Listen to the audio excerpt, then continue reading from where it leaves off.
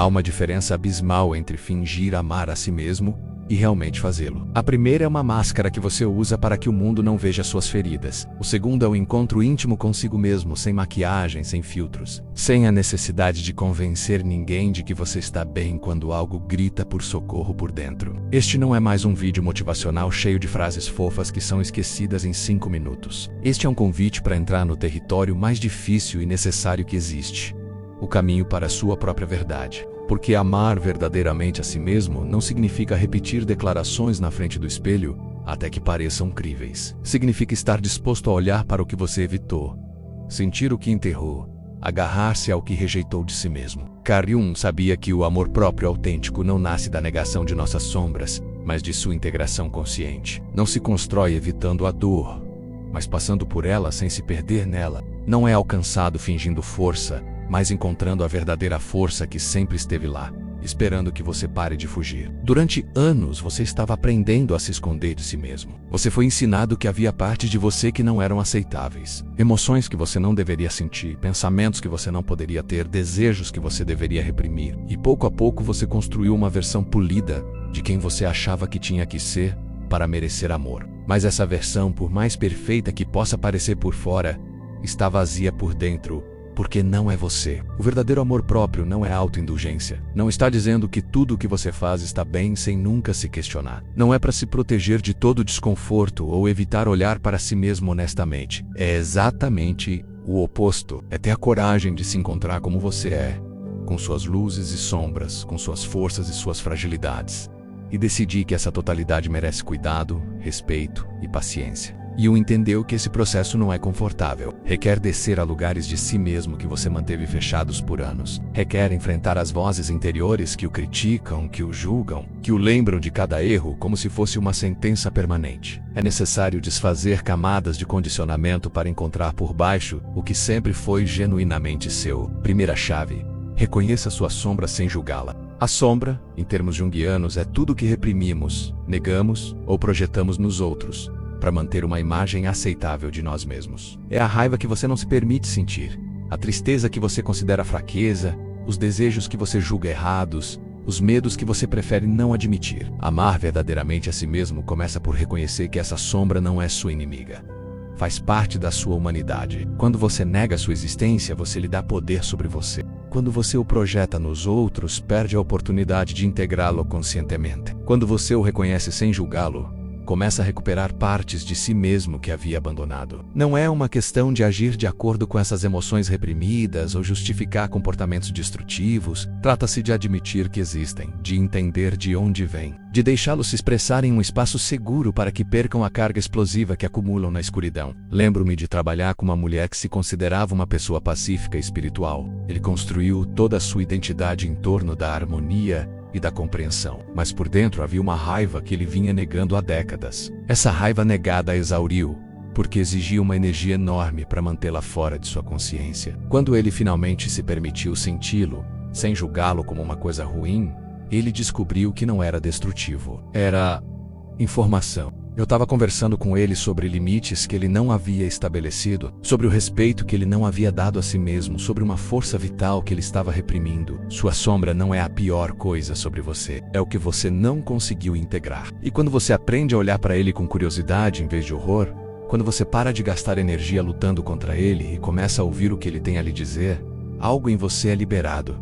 Você não se torna menos uma boa pessoa, você se torna mais completo. Segunda chave: estabeleça uma conversa interna consciente. A maioria de nós vive com uma voz interior que não pararia de criticar, mesmo que fosse paga para isso. Ele é um narrador cruel que comenta a cada movimento que você faz, que prevê desastres, que lembra você de cada fracasso em grande detalhe e que nunca está satisfeito com qualquer coisa que você consegue. Essa voz não é você, mesmo que tenha vivido em sua cabeça por tanto tempo que você a confundiu com você. É uma mistura de mensagens externas que você internalizou, de medos que você adotou como verdades, de expectativas de outras pessoas que você fez suas sem perceber. E o primeiro passo para amar verdadeiramente a si mesmo é aprender a separá-lo de sua verdadeira voz interior. Jung falou da importância de desenvolver o que chamou de função transcendente, a capacidade de manter um diálogo consciente entre as diferentes partes da psique. Isso significa que, em vez de se identificar automaticamente com cada pensamento que surge em sua mente, você pode observá-lo, questioná-lo, escolher se deseja fortalecê-lo ou não. Quando essa voz crítica começar a falar,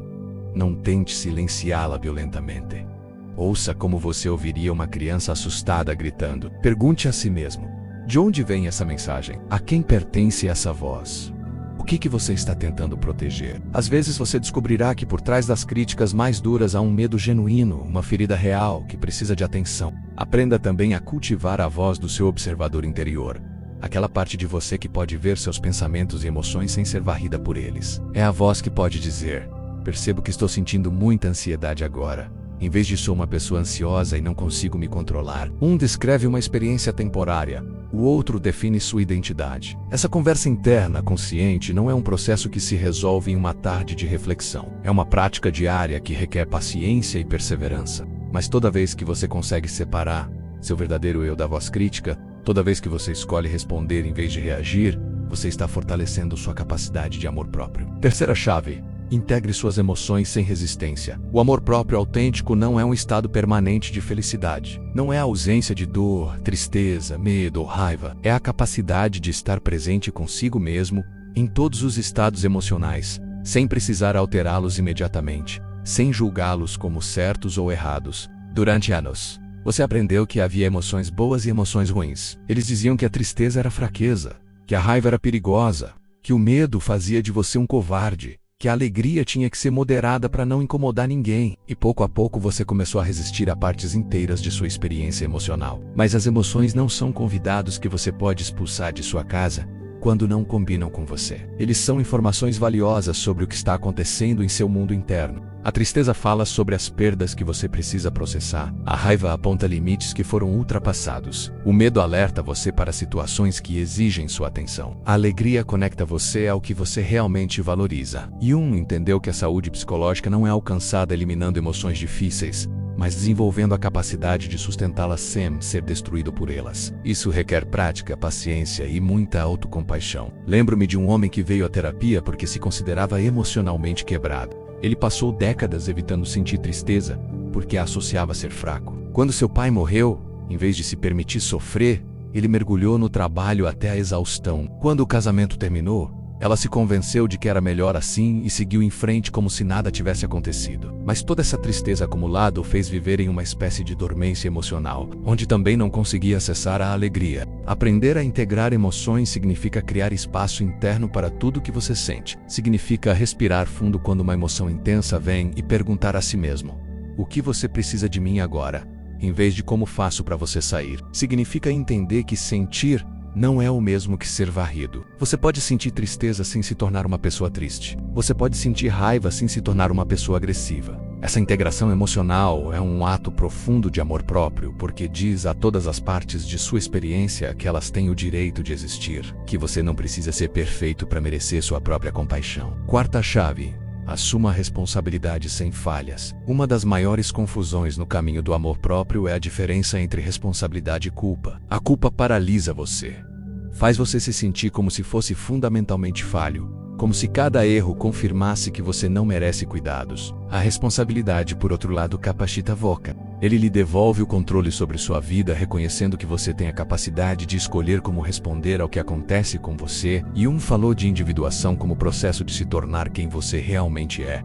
E uma parte essencial desse processo é se apropriar de sua vida. Isso não significa se culpar por tudo que aconteceu com você, especialmente coisas que estavam fora de seu controle. Significa reconhecer que, independentemente do que aconteceu, agora você tem o poder de decidir como vai se relacionar com essas experiências. Assumir a responsabilidade por seus padrões emocionais não é punir a si mesmo por tê-los. É reconhecer que, embora você não tenha escolhido as feridas que carrega, você pode escolher como vai curá-las. Assumir a responsabilidade por suas reações não é julgar a si mesmo por reagir. É desenvolver a capacidade de responder mais conscientemente da próxima vez. Esse tipo de responsabilidade é libertador, porque tira você do papel de vítima perpétua de suas circunstâncias e o coloca no lugar de co-criador de sua experiência. Não nega as injustiças que você experimentou ou minimiza a dor que sentiu. simplesmente devolve a você o poder sobre sua própria narrativa. Conheci uma mulher que passou anos se culpando por se permitir ser abusada em um relacionamento tóxico. Ela disse a si mesma que era estúpida por não ter visto os sinais, que merecia o que havia acontecido com ela por ter sido tão ingênua. Essa culpa a prendeu em um ciclo de autodestruição que repetia os padrões de abuso,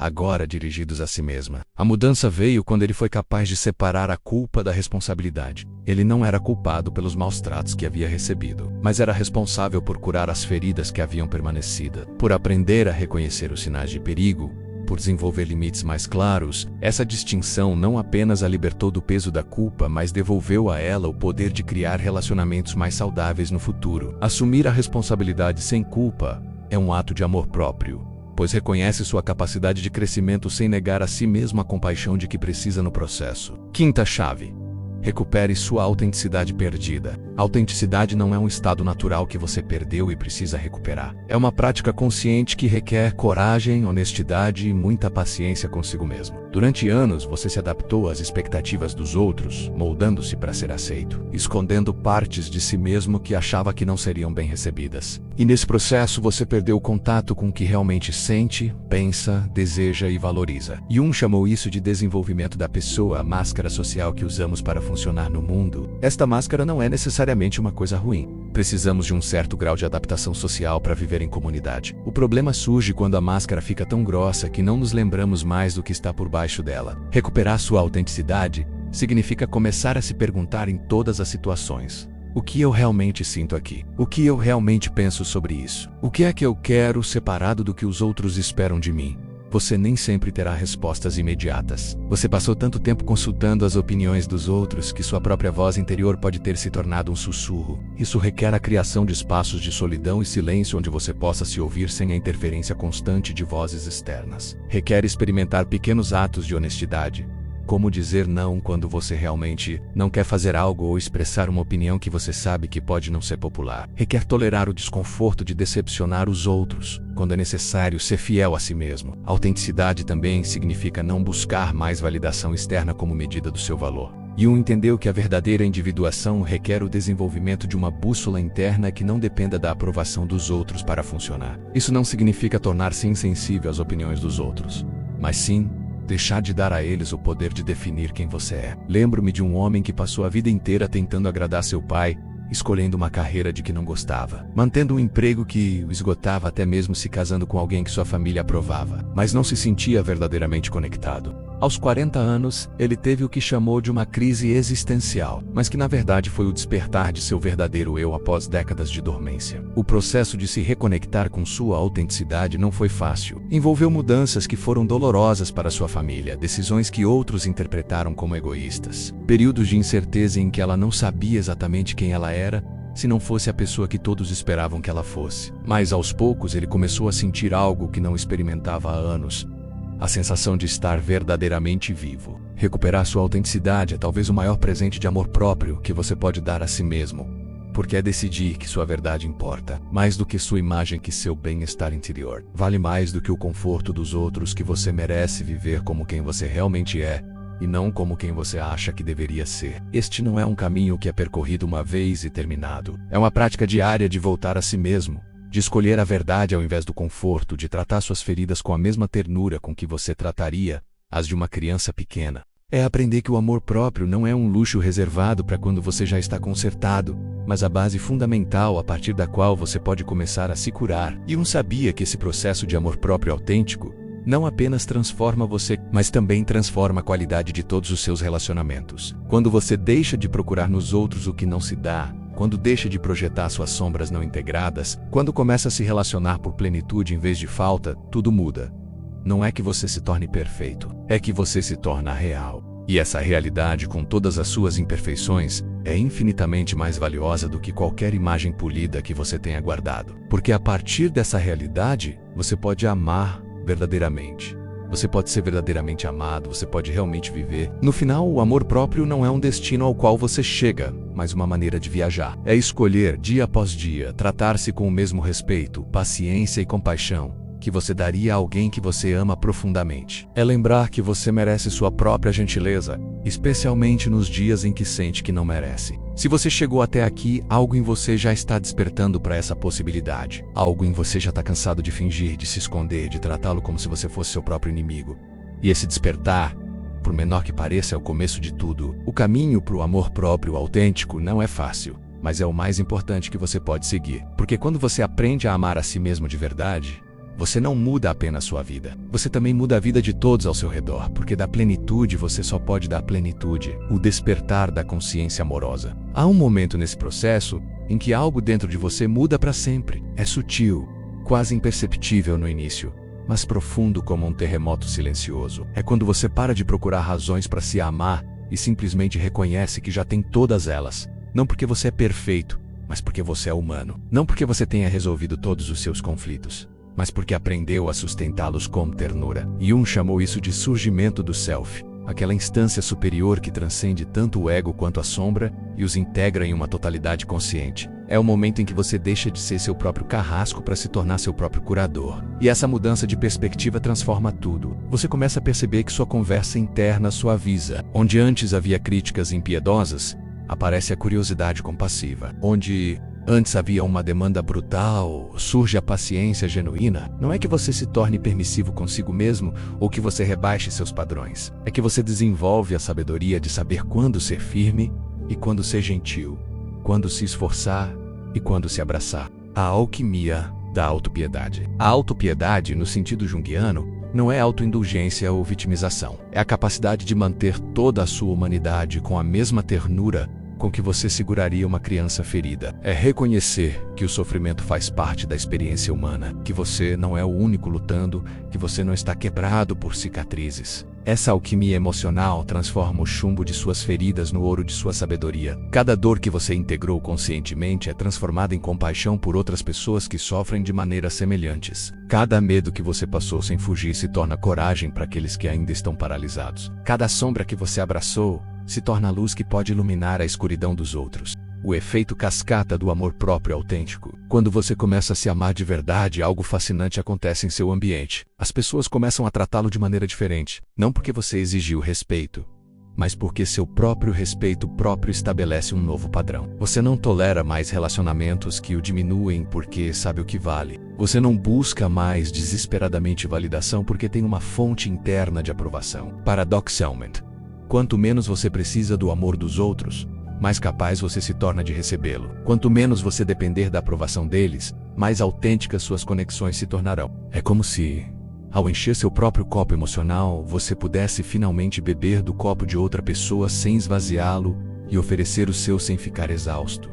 A revolução silenciosa. Esse processo de amor próprio consciente é, na realidade, uma revolução silenciosa contra tudo o que você aprendeu sobre o valor humano. É se rebelar contra a ideia de que você tem que ganhar o direito de existir, que você tem que ser útil para ser valioso, que você precisa de aprovação externa para ser digno de cuidado. É uma declaração radical de independência emocional que diz: eu mereço amor simplesmente por existir. Meu valor não está sujeito ao meu desempenho. Minha dignidade não depende da minha perfeição. E quando você vive dessa verdade, quando você incorpora cada dia com suas escolhas e ações, você se torna um farol para outros que ainda estão procurando seu próprio caminho para casa.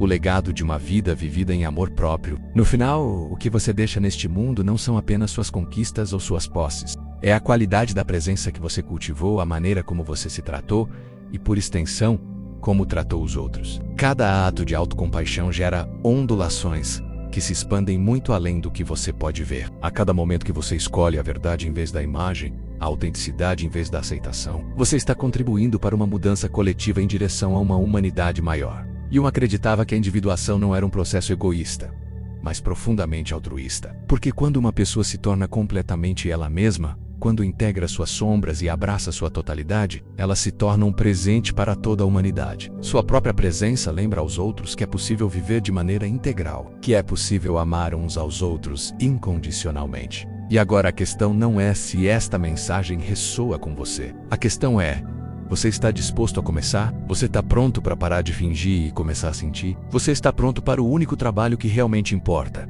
Voltar para casa a si mesmo? Se sua resposta for sim, se algo dentro de você já está dizendo que é hora, então escreva: compartilhar. Torne isso real com suas palavras. Estou pronto para me amar de verdade. Porque quando você declarar, não será mais apenas uma intenção, será um compromisso consigo mesmo. E esse compromisso pode ser o ponto de partida para tudo que vem depois.